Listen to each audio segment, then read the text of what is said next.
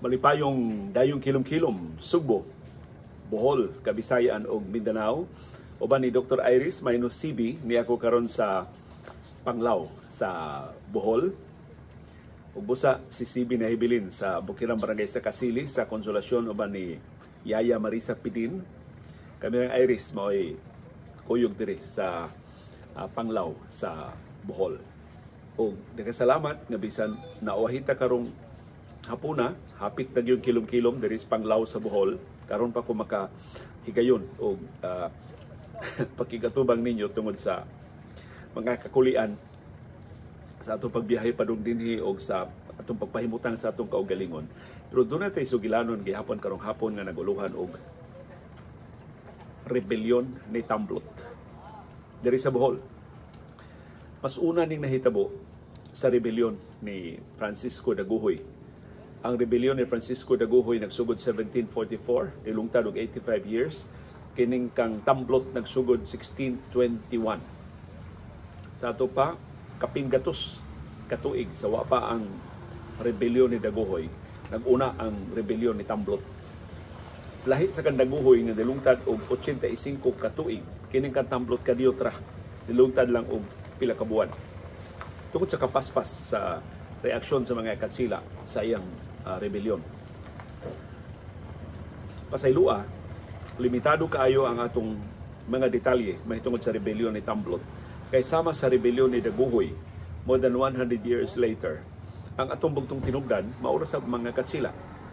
Ug ang mga katsila nihit kay detalye mahitungod ni Tamblot, sa mga nihit kay silang detalye mahitungod ni Francisco Daguhoy, kay sila may kontra, sila may kaatbang. So kinsa may ganahan mo glorify, kinsa may ganahan mo hatag og dugang kasayuran ni ining nangahas sa paghagit silang liderato dinhi sa Bohol sama sa kang Daguhoy ug kang Tamblot.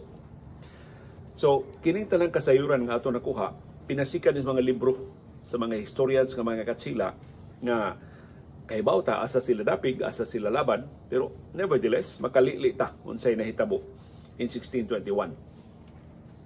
Pag-abot sa mga pari nga katsila dinhi sa Bohol, ang nag-unang mga pari dinhi mga Jesuits in 1596. Usa sa ilang nakit-an nga hulga sa ilang pag-Christianize sa mga Bulanon, mao ang mga gitawag babaylan, mga pari kaniadto nga mga Bulanon.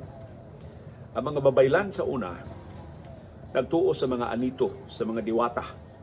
So lahi sa gipatuo sa mga katsila nga mga pagano, ang mga Subuanon o mga Bulanon, doon natin mga Ginoo sa una.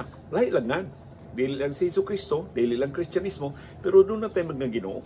Itawag mga anito, mga diwata. Usa sa mga pari na daghan kay mga dumadapig mo ni si Tamblot.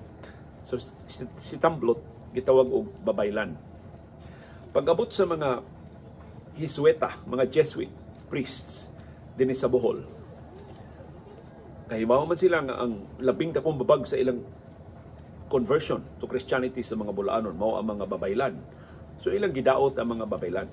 Ilang giingnan ang mga Bulanon nga mga pagano ng mga babaylan, mga ahente na sila sa yawa, mga puwersa na sila sa kangitngit, ayaw mugtuo anang mga babaylan.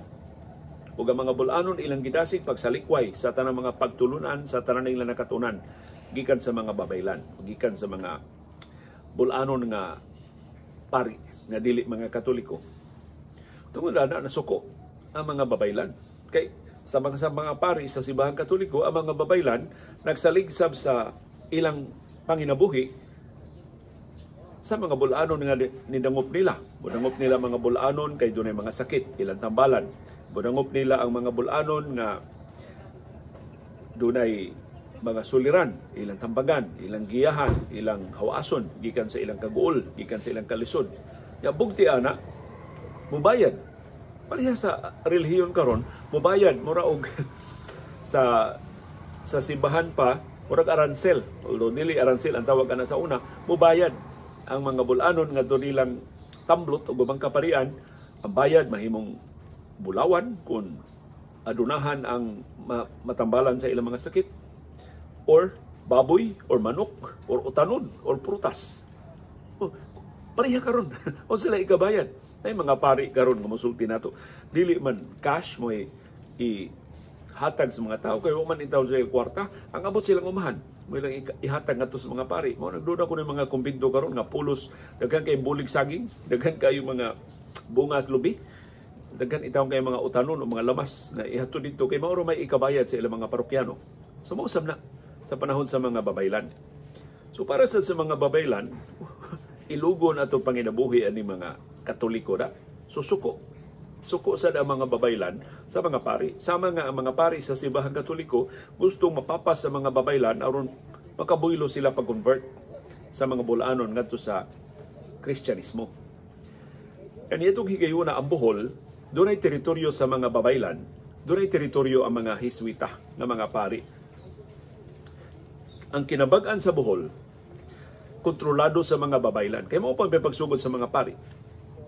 Pero doon ay duha ka lungsod din sa Bohol nga kontrolado gid sa mga pari. Ang usa ang Lubok. Ang original nga gibasihan sa mga Hiswita sa una, kining mga lungsod sa Bohol nga daplin sa dagat. Pero giatake man sila sa mga pirata nga Moro gikan sa Mindanao. Mautong ni diri sila sa Lubok nga mas maparalipdan nila ang kadagatan, dili sila pabor sa mga pirata or sa mga Moro nga niatake nila. So Lubok, nagpabilin ang Lubok nga loyal sa mga Hiswita.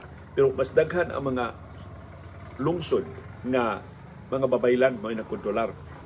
Usa sa mga lungsod nga kontrolado sa mga Hiswita, ang usa ka bahin, laing bahin sa lungsod kontrolado sa mga babaylan, mao ning lungsod sa Cortes. Angan ka sa una sa panahon pa ni Tamblot, Malabago. Karon gitawag na ni siya Bili-Bili sa Cortes. So tungod ana mao ni siya ang overlap. Diri nagsugod ang sangka sa mga babaylan o sa mga Hiswita nga pari. Usa ka bersyon sa sugilanon mao nga si Tamblot mihagit sa pari nga Hiswita sa Malabago. Sa karon modern day nga lungsod sa Cortes. Iyang gihagit kung tinuod nga mas gamhanan ang imong Ginoo. Pangadji sa imong Ginoo. Mangadji ko sa kung anito. Angan sa Ginoo ni Tamblot ay sono. Ay sono o ay sono. Mo iyang gipangadjian. Ngayon siya pangadji sa imong Ginoo. Mangadji sa ko sa akong Ginoo. Pakita ay ta kinsay milagruhan. Kinsay paminahon na pag-ampo. Di man tumilagro ang termino nilang Tamblot sa una. So ningon si Tamblot, kining punuan sa kawayan, akong ipakita sa mga bulanon. Kining puno as kawayan, makahimo ni og bino, makahimo ni og bugas. So ikaw unang pangadji. So ang pari nga Hiswita, nangadji unya aron mobilib ang mga bulanon, nangadji siya og Latin. Human yung kini bersyon ha usanis mga bersyon nga sa sinugdanan nining revolt ni Tamblot 1621 ni nahitabo. Human yung pangadji og Latin, bilib kay mga bulanon sa mga pinulunguna, mo ginepong pinulungan gitenes Ginoo, lengguwahe gitenes Ginoo sa ilang Ginoo. Pagduslakros pari sa kawayan, wa may nigawas. Giduslak na lang yung puno sa kawayan, wa may nigawas. So Tamblot, ako na sad. So nangadji si Tamblot ni Aisono ang iyang diwata, ang iyang anito. Human yung pangadji, giduslak ni kini gikan ni mga katsila, ha? Historians ni mga katsila. Wa may bulanon nga historian sa una. So kining tanang bersyon nga ihatan ninyo gikan ni libro sa mga katsila. Pagduslak ni Tamblot sa punuas kawayan, niagay man ang bino. na may bino nga niagay. Ang pikas kawayan, yan isang giduslak, niagay mga bugas sumay. Bugas sumay, pati humutas bugas sumay nga niagas. Bersyon is mga katsila. So asultis mga katsila, yawa ginis Tamblot. Ahinti ni yawa kinsa ko makahimog binog gikas kawayan, kinsa ko makahimog bugas gikas kawayan. Kini ahinti ginis kangit-ngit. So ilang gina mo ay mugtuan ni trick kiri ni. Panghilad ning Tamblot. Ayaw mugtuo. So sa mga bulanon, of course, naglinatin ang paring Jesuit. Wa may bugas o may bino nakita. Si Tamblot nakapakita magbinog bugas. Dito ang mga bulanon ni Tamblot. So popular kay Tamblot. Practically ang tibok Bohol na dani niya except sa Lubok ug laing lungsod na nagpabiling loyal sa mga pari. So si Tamblot ang iyang rhetoric mao panahon na muling kawas tagikan sa mga Katsila. Di tapatuan ni mga Katsila. Nganong ilamang tang langkaton gikan sa atong relihiyon. Susukwahi lagi sa pagtus mga Katsila dili pagano. Dili wa ta magbitay sa kahoy mo ng mga unggoy ba nga wapay civilization. Civilized na, doon na natay mga relihiyon, doon na natay mga organisasyon, doon na natay gobyerno. Kung doon na natay relihiyon, ang mga bulanon, ang mga subuanon sa pamuabot ang mga Katsila. Na nakakitag boylo si Tamblot paglusad sa iyang rebellion. December 3, 1621. Hapit ang tanang paring Jesuit sa Bohol ni biyahe ngadto sa Subo kay ang Bohol niya to under pa man sa Subo. So ang obispo sa Subo, ang gobernador sa Subo, mo'y nagduma sa Bohol. Ni biyahe ang tanang mga paring Jesuita padung sa Subo kay mao to ang canonization ni Father Francis Javier. December 3, 1621. So may mga paring na nabilin, ingon si Tamblot, alsa ta. Sukol na ta sa mga Katsila. Kung usa siyang mga giawhag sa mga bulanon, magtukod tag simbahan sa kabukiran, adto ta puyo dito, magpundo tag daghang bugas, magpundo tag daghang pagkaon, kay sulngon kita sa mga Katsila. Musukol ta sa mga Katsila. Ato silang suklan, ato silang papahawaon gikan sa Bohol. Daghan kay kalibuan ang nikuyog ni Tamblot ngadto sa kabukiran. Pagkadungog sa mga Katsila na si Tamblot ni Alsanas Bohol, nabalaka kay sila. Sus, kung di nato mapadlong ni Tamblot, may naman kayo na manulti, may kayo na mo ilad sa mga bulanon, mudaghana ang iyang mga dumadapig. So dinangup dayon sila sa gobernador sa Subo. Mo'y ilang gidangpan aron magpadadayon og puwersa dinhi sa Bohol aron pag-neutralize sa puwersa ni Tamblot. Pasaylo ha mo. Mutanaw ko sa akong notes. Sinuwat ni Gesterol sa Bohol Chronicle. By the way, ako nakita pag abot kinamo diri sa Bohol ang publisher sa Bohol Chronicle na si Sir Peter Di Haresco. Nagasalamat Sir Peter, artikulo ni Engineer Gesterol, ang usas mga authority din sa Bohol, sa kasaysayan sa Bohol. Maton ni Gesterol, si Tamblot may nakontrolar sa Malabago, karon Bilibili sa Cortes. Ang ubang lugar sa Bohol, gikontrolar sab sa mga babaylan, sama ni Tamblot. Ang Antiquera, gikontrolar ni Catorcohon. Ang Ilihan sa Cortes, gikontrolar ni Hibor Tasing. Ang Batuan, gikontrolar ni Bulaod. Ang Taungunan sa Luon gikontrolar ni Tam-Isan Kaungaan. Ang Tubigon gikontrolar ni Tagbakan. Ang mga Katsila mo'y nagkontrolar sa Lubok o sa Paklayon, sa Inabanga, sa Maribohok o sa Malabago. So ang overlap ra kining Malabago. Kay dunay bahin gikontrolar ni Tamblot, dunay say bahin gikontrolar sa mga Katsila. Mao to'y sinugdanan, mao to'y nakadangilan sa ilang panagsungi. So, pag-alsa na nilang Tamblot sa Bohol, dito ang mga pari sa Subo, pagkadungog nila sa Tamblot di alsa na, dangop dayon sila sa alkalde sa Subo na si Juan de Alcarazo. Kini si Juan de Alcarazo dako kay ning papel sa pagbadlong dayon sa rebellion ni Tamblot. Si Juan de Alcarazo, pagdangop sa mga paring Iswitan, ingon, di pa ko ka atake dayon ni Tamblot. Kay pilar may akong mga katsila na sundao. Ang mga katsila nga sundao dito sa Subo atong higayon na 50 arkbo. Ingon si Juan de Alcarazo, di ko kagamit sa mga Subuanon. Kini mga Subuanon, kailan ni sa mga Bulanon, di kay ni sila ganahan mo makikunay sa mga Bulanon, kay duol ra kay Subo ug Bohol. Atong higayon na. Mas makasalig ko sa mga Pampanggo, taga Pampanga. Pero pila ra sa ni taga Pampanga nga mga sundao nga nahibilin din sa Subo. Kailan pa ko mananghid sa Gobernador General aron padadaan ko og dugang mga sundao nga Pampango dinhi. Namugos gyud ang mga Iswita. Ayaw lagi kay madugay na musamot nagkalig-on si Tamblot na maglisod na gyud tag-atake ni Tamblot. Moto nga gipugos na lang gyud ni Mayor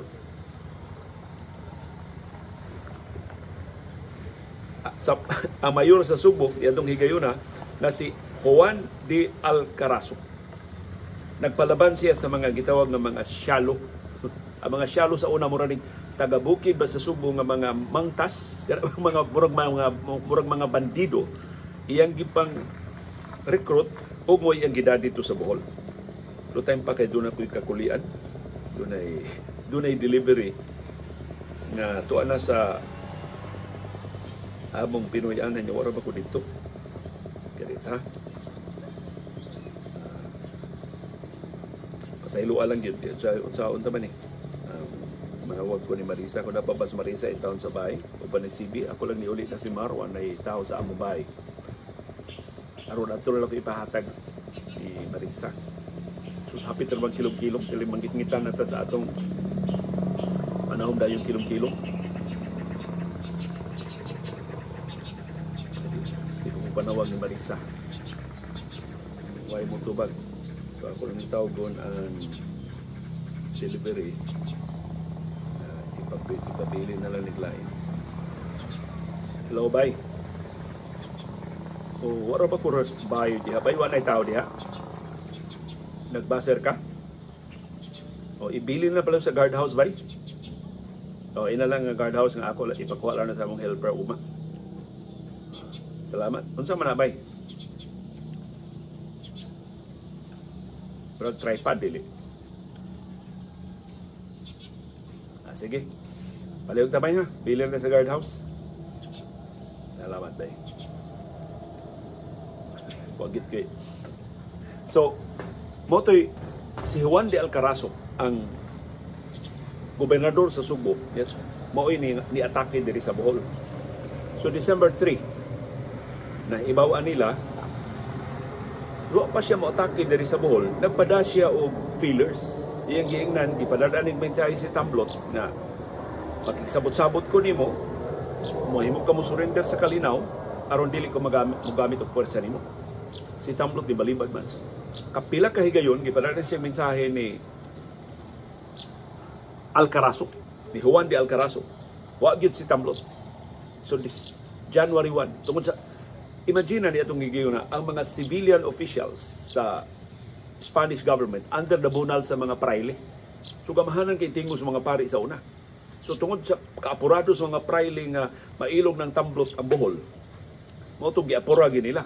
So January 1, si Juan de Alcarazo mo'y nangu sa puwersa sagol mga katsila o mga Pampango o katong mga siyalo, katong taga-bukid nga mga bagis, mga bandido kaya gidadari sa Bohol. Abot silang January 1, New Year's Day, 1622 na. Kay December 3, 1621 man nagsugod ang pag-alsa nila Tamblot. So, abot silang January 1, 1622. Sus, naabdan sila og 5 kaadlaw nga baktas. Una sila nakaabot sa kampo ni Tamblot kay Thomas Bukid, ang kampo ni Tamblot.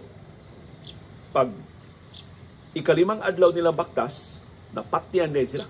Nabanhigan sila sa grupo ni Tamblot, patyan din sila. Shallow ang namatay, katong taga-bukid, na bandido ang napatay. Pagkaugma, January 6, abot na. Nag-abot na, gubat ng bayo. Sus, ang grupo ni Kasi luha makalimot ko ngan, mo ni atong edad. Ang grupo sa gobernador sa Subo nga si Juan de Alcarazo. Juan de Alcarazo. 1,000 na silang buok. Ang grupong Tamblot ni Dasmag nila 1,500. Mas daghan ang grupo ni Tamblot nga ni Dasmag nila. So, wagin sila daganan. Pero naman sila armas, naman sila rifle, naman sila pulbura. Why daganan sa sila Tamblot sa pag-atake sa grupo ni Alcarazo, ni Juan de Alcarazo. Pero sila Tamblot nakapabor kay gikan sila ibabaw. Nagbuntaog man sila padung sa mga katsila. Pero pildi gihapon sila sa mga katsila. Sus, ni bundak bitaw ng kusuging Juan, dili ni buot-buot ha, gikan sa mga katsila. Kini mo ang detalye, ni bundak ang kusuging Juan. So ningon si Tamblot sa iyang mga sakop tanawa, ang mga bathala, ang mga diwata, ang mga anito, ni anato. Karon nga ni bundak ang Juan, mga basa ng ilang mga rifle, di nang buto. Musulti niya. So, ang mga bulanon, atake. Ingos Tamblot nga di nakabuto ang mga armas. Sus. Wise man kayo. Ang mga taga-Subo na gipakuyog nila na may mga shield, mga taming ba, mo igihimo lang payong sa mga armas. Suwa, mabasa ang mga rifle. Pag-atake sa mga bulanon, buto ang mga rifle. Taghanang namatay sa mga sakop ni Tamblot. So, napildi ang grupo ni Tamblot, napugos silang biya atong ilang kampo na ilang gipunduhan og daghang bugas, daghang kay pagkaon, daghang kay tubig, daghang kay nilang mga rasyon, ilang pagsustener unta sa ilang pag-alsa batok sa mga katsila. Nanagan sila sa lain pag yung bukid na mas lisod nag yung sulngon sa mga katsila.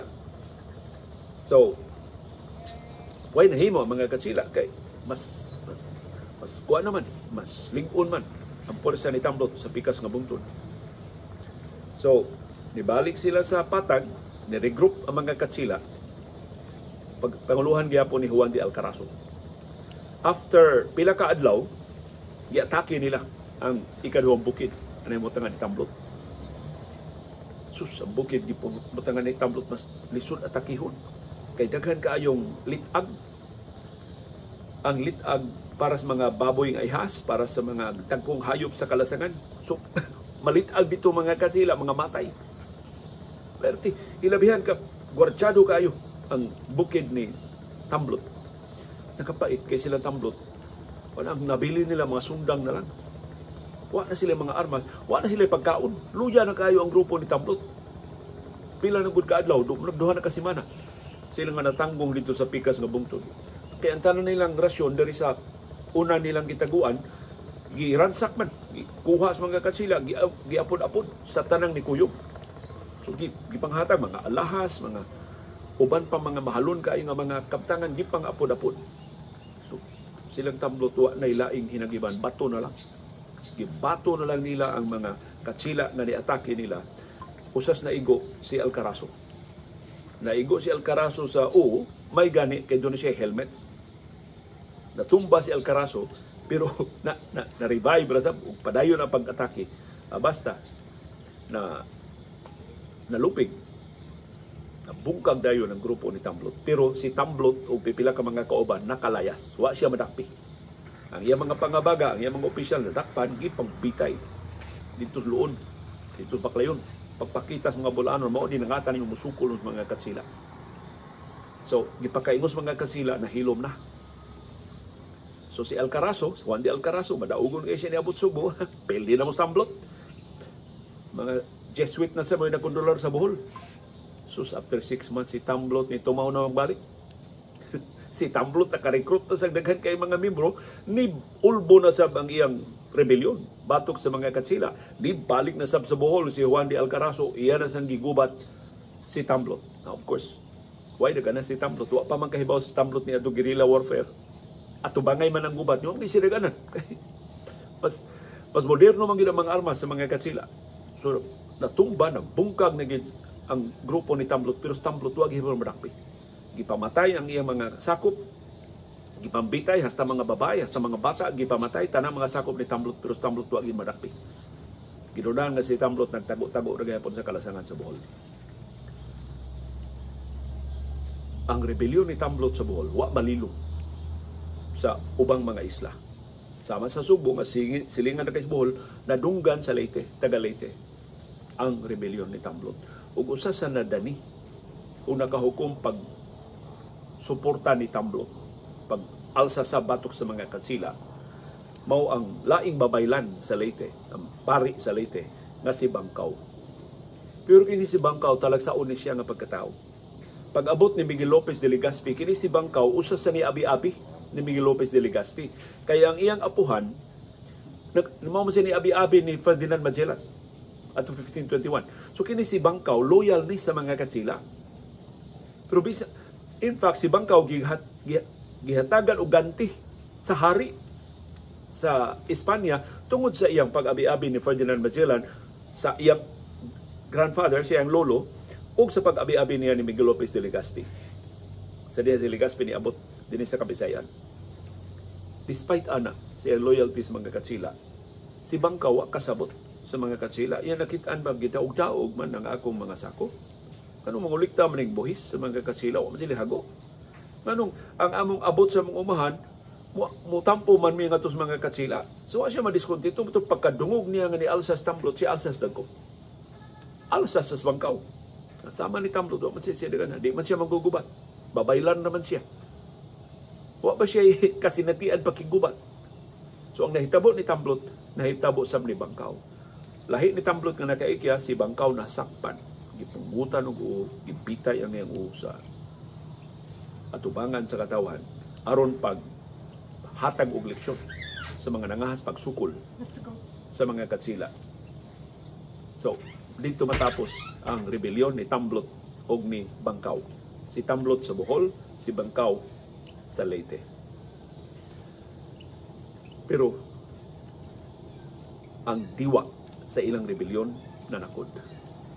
Wa ni sa kasaysayan, pero gipangag pa sa mga bulanon, usas nagadasig ni Francisco Daguhoy. 100 years, more than 100 years later, mao ang rebelyon ni Tamblot. Nanong nisukol siya sa mga katsila. And this time, mas kabao na si Daguhoy, nag-guerrilla warfare siya, gaabtan og 85 years. Una nadugmok ang rebelyon ni Daguhoy. Laing gamhanan nga mensahe nga napadangat ngadto sa sunod nga henerasyon, karon usa sa labing popular nga pelikula sa nagpadayon nga Manila Film Festival mao ang Gumbursa, kanang martyrdom sa tulo ka pari nga Katoliko, si Gomez, Burgos ug si Zamora. Sa dihang gipatay ang mga pari nga silang Gomez, Burgos ug si Zamora, ang Gumbursa, dunay 10 anyos nga bata nga nakakita sa ilang execution. Kaya ang iyang maguwang estudyante ni Padre Burgos. Tungod siya nakitaan na martyrdom sa tulo ka mga pari, nakapanumpa siya siyang kaugalingon. Magtuon siya, magkat-on siya, iyang palabuo na yung gugmas Pilipinas, iyang auhago na katawhang Pilipinon, ipanimaos ang Gumbursa. Pagtako na niya, makinaadmano na siya, nagsuwat siya o mga libro na iyang pahinungod sa Gumbursa. Ang pagkamatay sa Gumbursa, wa mahibaw sa daghang mga Pilipinon, pila ra may nahibaw atong ilang martyrdom, pero tungod ining 10 anyos nga bata nakakita silang kamatayon, siya pagtako naghimo siya mga libro, mas epektibo ang iyang mga sinuwat, mas daghan ang mga nakahibaw sa pangabuso sa mga praile. O giisip nga sinugdanan sa revolusyon na nakapalingkawas sa mga Pilipino gikan sa mga katsila. Kadto 10 anyos nga bata na nakakita sa pagkamatay nilang Gumbursa, mao si Dr. Jose Rizal. Ang iyang maguwang na mo'y nagdaan niya dito pagsaksi sa execution sa tulo ka pari, ang estudyante ni Padre Burgos, si Pasiano Rizal. So dili nimo ma-underestimate ang puwersa sa paghigugma sa nasod, ang pagtinakdanay sa kaisog sa pagbarug para sa nasod ug sa katawhan gikan sa pangulipon, gikan sa panaugdaw. Uban ni Dr. Iris dari sa Panglao, Bohol, minus ni CB nga nahibilin in town sa Bukirang Barangay sa Kasili sa Konsolasyon, kini si Leo Lastimosa. Magpasalamat sa iyong padayon nga pagsunod, sa iyong padayon nga pagsalig, sa iyong padayon nga pagsuporta, o sa iyong padayon nga pagpaminaw sa atong panahom dayong kilong-kilong.